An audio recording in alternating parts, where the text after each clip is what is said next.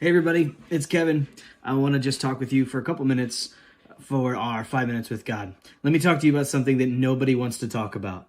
Nobody loves this word. Nobody loves this in their life.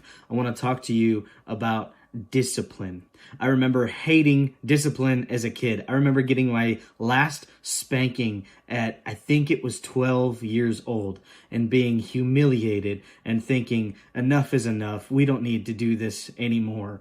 You know, nobody likes to talk about discipline. And now as a parent, believe it or not, I'm forced to every now and then administer a little bit of discipline. And I don't like it as much as a parent as when I was a kid. I hate discipline. We all hate discipline. And it's one of the worst things that we have to deal with in our life. The writer of Hebrews understands this exact thing. In Hebrews chapter 12, verse 11, he says this: no discipline seems pleasant at the time, but painful. Discipline is painful. And then he says, later on, however, it produces a harvest of righteousness and peace for those who have been trained by it. So it's clearly something painful in the moment, but it produces righteousness and peace for those who have been trained. The word discipline is translated as to study, to learn, and to train. So we think of it in the form of punishment,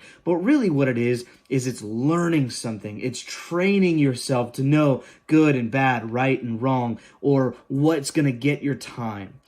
God calls us to be people of discipline. Why? Not because in the moment we like the pain, but because in the future we like the results of righteousness. And so let me just challenge you this morning as you're spending time with God. Maybe ask God, or maybe begin to cultivate or work in your own heart. What is a discipline that you need to develop? What is a discipline that you need to develop? How are you doing in your time with God? How are you doing with your parenting? How are you doing with your finances? Where in these areas of your life that we have everyday stuff that we have to deal with, that we can honor God with, how are you doing with your discipline? And so as you spend your time with God this morning, ask yourself, what discipline do I need